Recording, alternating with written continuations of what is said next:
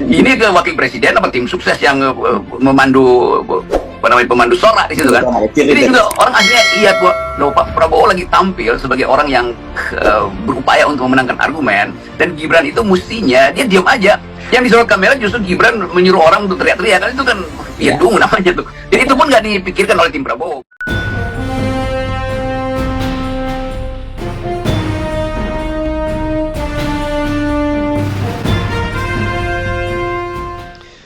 Assalamualaikum warahmatullahi wabarakatuh. Teman-teman, jumpa kembali dengan Enjoy Channel yang membahas berita teraktual, terhangat, dan sedang menjadi perbincangan publik.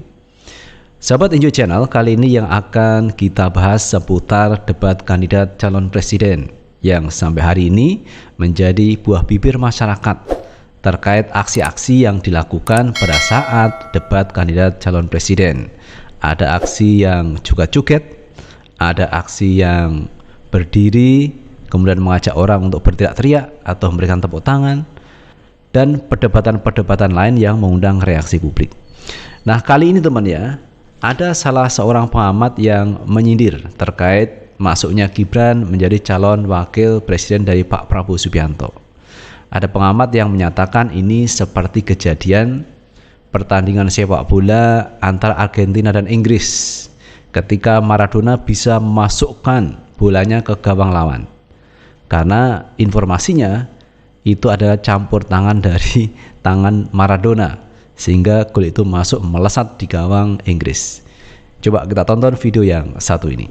Kalau mau jujur, mungkin kita bisa mengatakan majunya Gibran di 2024 sebagai pendampingnya Prabowo mirip-mirip seperti gol tangan Tuhannya Maradona waktu mengalahkan Inggris ya. Waktu mengalahkan Inggris di final. Kenapa begitu, Bang? Orang tahu itu pakai tangan, itu enggak sah, itu handball. Ya.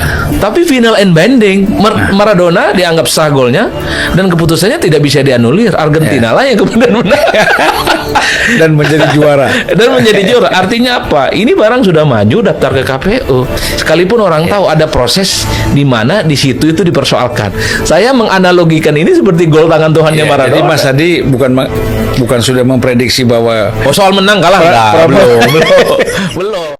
Nah, itu sahabat Enjoy Channel terkait pandangan dari pengamat politik. Jadi masuknya Gibran menjadi calon wakilnya Pak Prabowo itu diibaratkan seperti Maradona yang memasukkan bola ke gawang lawan. Ada campur tangan dari tangan Maradona sendiri. Jadi katanya ada campur tangan Tuhan yang masukkan bolanya ke gawang Inggris. Padahal itu tidak sah sebenarnya. Tapi kan keputusan juri itu kan tidak bisa diganggu gugat. Artinya itu sudah final. Sama dengan Gibran menjadi calonnya Pak Prabowo Subianto, itu kan juga sudah final. Karena keputusan MK itu final, tidak ada gugatan balik, tidak ada banding. Dan yang bisa mengubah sebenarnya adalah MK itu sendiri, itu bisa mengubah terkait keputusannya. Dan itu sangat terlihat jelas ketika keputusan itu ada campur tangan dari orang dalam. Orang dalam itu siapa ya? Anwar Osman itu paman dari Gibran. Makanya dalam debat kemarin Pak Anies menyinggung terkait orang dalam. Itulah orang-orang yang merusak sistem ketatanegaraan kita. Ada orang dalam. Dan sebenarnya orang dalam itu ada di mana-mana. Dan inilah yang harus dirubah, teman. Makanya konsep Pak Anies, Muhaimin itu kan perubahan dan perbaikan. Artinya yang tidak benar dirubah, kalau yang sudah baik ini ditingkatkan menjadi lebih baik lagi. Nah, kemudian teman yang kita soroti juga terkait Anies Baswedan ketika ditanya Pak Prabowo mengenai kenapa anggaran yang besar Jakarta kok terjadi polusi yang cukup besar, angkanya cukup besar seperti itu. Maka Pak Anies kemarin menjawab, angin itu tidak punya KTP.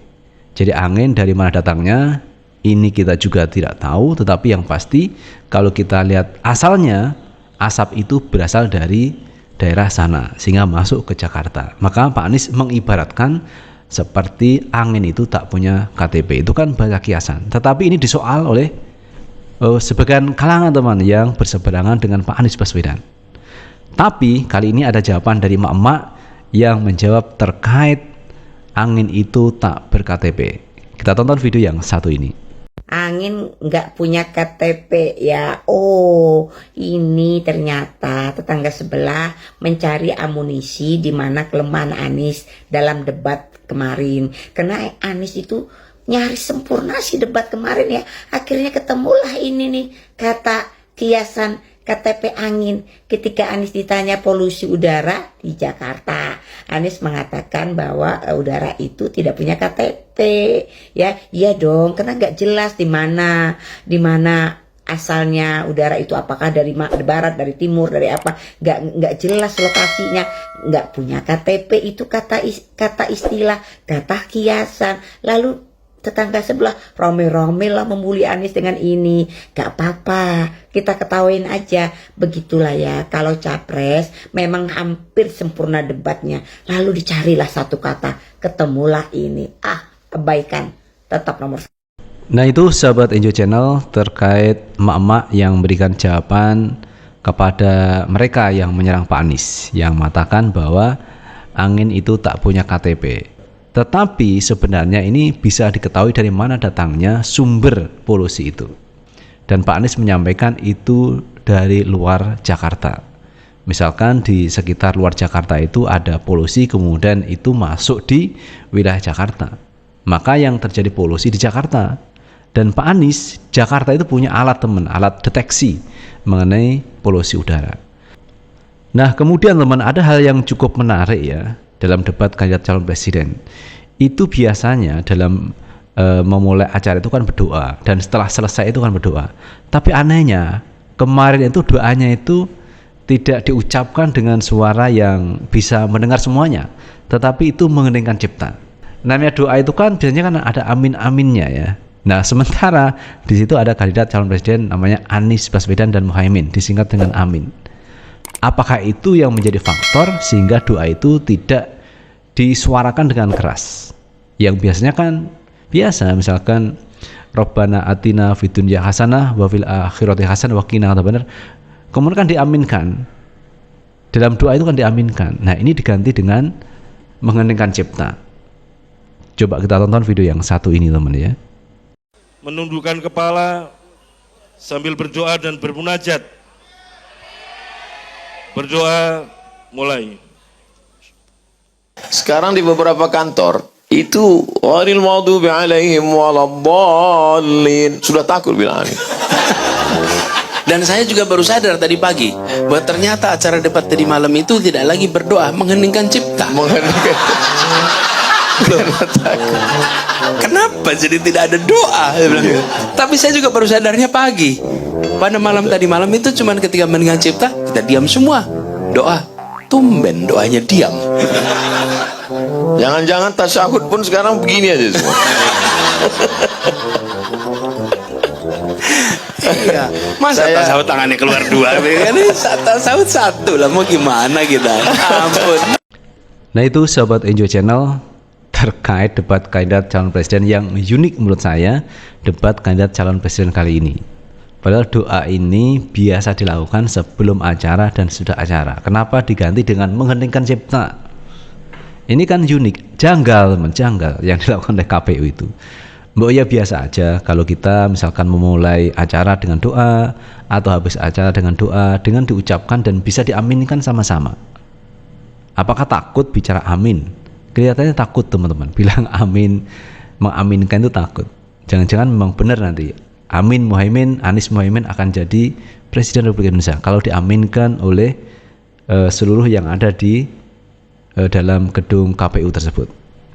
Nah, apakah ini merupakan ketakutan mereka mengaminkan sehingga nanti menjadi berkah untuk Amin atau Anies Muhaimin? Bisa jadi begitu teman ya. Dengan didoakan banyak orang, dengan diaminkan banyak orang, bisa jadi Anies Muhaimin menjadi presiden. Nah, ini juga menjadi pesan untuk semuanya, seluruh warga masyarakat Indonesia, agar kita memilih pemimpin itu yang punya kapasitas, yang punya kualitas. Bukan kita memilih pemimpin itu yang coba-coba. Memilih pemimpin itu karena faktor mau belajar. Belajar menjadi calon presiden, belajar menjadi presiden, ini kan repot. Digunakan belajar memimpin. Padahal ini memimpin 270 juta warga masyarakat Indonesia. Ini angka yang cukup besar teman ya. Jadi bukan coba-coba, bukan main-main, ini serius, bukan juga-joget. Memilih pemimpin itu yang punya kapasitas, punya kapabilitas, punya visi misi yang jelas, punya ketegasan bagaimana membangun Indonesia. Bahkan kemarin itu dari lawan politik Pak Anies menyampaikan Pak Anies itu hanya ngomong tok, hanya retorika, raja ngomong, buktinya nol. Buktinya nol katanya. Itu sebenarnya bahasa-bahasa yang tidak punya basic data yang jelas teman. Pokoknya Anies itu tukang ngomong, pintar ngomong, tapi kerja nol. Padahal seorang pemimpin itu teman, pemimpin itu harus ngomong. Ketika pemimpin itu memberikan pengarahan kepada anak buahnya, itu kan ngomong.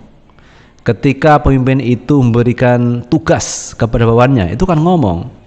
Pemimpin itu ingin merefleksi atau mengevaluasi kinerja dari bawahannya, itu kan ngomong. Dan ngomong itu memang diperlukan seorang pemimpin. Kepandaian ngomong biasanya dibarengi dengan kecerdasan otaknya. Jadi antara ngomong dan yang dipikirkan itu menyatu. Nah, hasil dari pikiran itu terformulasi dalam bicara. Ketika orang bicara berkualitas, berarti otaknya memang cerdas. Jadi kalau orang bicara kemudian ngomongnya tak punya data, nah ini juga patut dipertanyakan teman, ngomongnya itu sesuai dengan pikiran atau tidak. Misalkan ibu hamil disuruh untuk mengecek asam sulfatnya, ini kan repot seperti ini. Jadi tugas pemimpin itu harus pintar ngomong, tetapi dibarengi juga dengan kualitas berpikirnya, antara otak dan mulutnya ini seia sekata, sehingga kerja itu akhirnya membuahkan hasil yang memuaskan. Semua diawali dengan cara berpikir dan cara berbicara seorang pemimpin. Kalau pemimpinnya banyak diam, nanti repot teman-temannya, anak buahnya repot karena pemimpinnya banyak diam. Pemimpinnya ngomongnya sedikit-sedikit, banyak diam. Nah, banyak diam ini orang itu pintar atau tidak pintar kan repot kita mengukurnya. Tetapi intinya seorang pemimpin itu harus pandai bicara teman. Ingat seperti Soekarno pandai bicara, menguasai banyak bahasa, diplomasi di luar negerinya oke, keren. Nah ini yang diharapkan seperti itu. Jangan hanya bahasa Indonesia saja, karena seorang calon presiden atau presiden nanti itu pasti berkomunikasi dengan luar negeri. Nah, kalau pemimpinnya itu tidak bisa bahasa asing, bahasa Inggris, nah bagaimana cara berkomunikasinya? Pakai translate, pakai juru bicara. Ya, kalau bisa tidak usah pakai itu, langsung saja biar negosiasi itu jalannya lancar. Coba kita lihat video yang satu ini. Ada seorang anak muda yang memberikan satu referensi siapakah calon presiden yang bakal dipilihnya untuk di 2024. Kita tonton video yang satu ini. Wow, anak muda ini ajak Gen Z pilih pemimpin yang tepat. Ini dia alasannya. Aku nih mau mengajak mungkin teman-teman aku yang seusia aku juga untuk melek politik. Jangan mau digoreng sama isu-isu yang kurang jelas dari sosial media. Cobalah lihat bahwa maksudnya, karena banyak banget nih orang-orang yang termakan isu-isu yang cepat sekali, yang mudah percaya sama contohnya di TikTok gitu, video-video potongan-potongan pendek, terus bisa menyimpulkan kalau Pak Anies ini seperti ini dan katanya cuman bisa merangkai kata-kata doang. Dan nyatanya ini yang dibilang bisa merangkai kata-katanya tuh ternyata bisa juga bikin JIS, kayak Formula E, trotoar, itu yang taman-taman itu menurutku keren banget sih buat Pak Anies. Dan semoga kalian itu jangan salah pilih. Jangan salah pilih. Sebagai pemuda ini kita tuh harus jadi pemuda yang cerdas. Jangan salah pilih pemimpin. Dan menurut aku kayak jangan salah pilih cuman gara-gara gemoy gitu ya. Maksudnya kayak jangan mau dibodoh-bodohi sama elit politik. Jangan mau dibodoh-bodohi sama segelintir orang gara-gara ya masih dibilang gemoy, lucu-lucu. Ini kan kita mau cari pemimpin yang hebat gitu, pemimpin untuk Indonesia, bukan cari pelawak Indonesia. Ini kan kita mau cari pemimpin, jadi kita tuh harus bisa mana pemimpin yang hebat, pemimpin yang bagus, pemimpin yang punya wawasan gitu. Dan itu semua menurut aku ada di Pak Anies. Nah itu sahabat Enjoy Channel terkait pandangan dari seorang anak muda. Carilah pemimpin masa depan yang punya kualitas, bisa bicara juga bisa kerja, teman. Itu diantaranya ada di Pak Anies Baswedan. Nah, seorang pemimpin itu harus bicara cukup jelas, harus pintar, teman ya. Pintar, misalkan ada pertanyaan itu dijawab sesuai dengan apa yang ditanyakan. Jadi ketika ditanyakan terkait hukum, HAM, hak asasi manusia, ya jawab aja sesuai dengan kenyataan fakta di lapangan, tidak muter-muter jawabannya. Ditanya terkait MK, keputusan MK kemarin, jawabannya katanya biar rakyat yang akan menentukan pilihannya. Kalau memang tidak suka kepada Prabowo Gibran ya jangan pilih.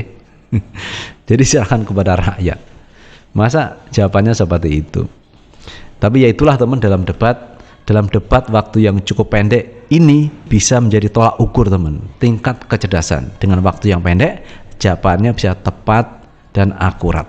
Nah, ini sebagai ukuran seorang calon presiden. Itu sahabat Enjoy Channel yang bisa kita bahas. Terima kasih sudah menonton. Jangan lupa tetap like, subscribe, share, dan komen di channel ini agar kita bisa membangun channel ini menjadi lebih baik lagi. Sukses selalu. Assalamualaikum warahmatullahi wabarakatuh.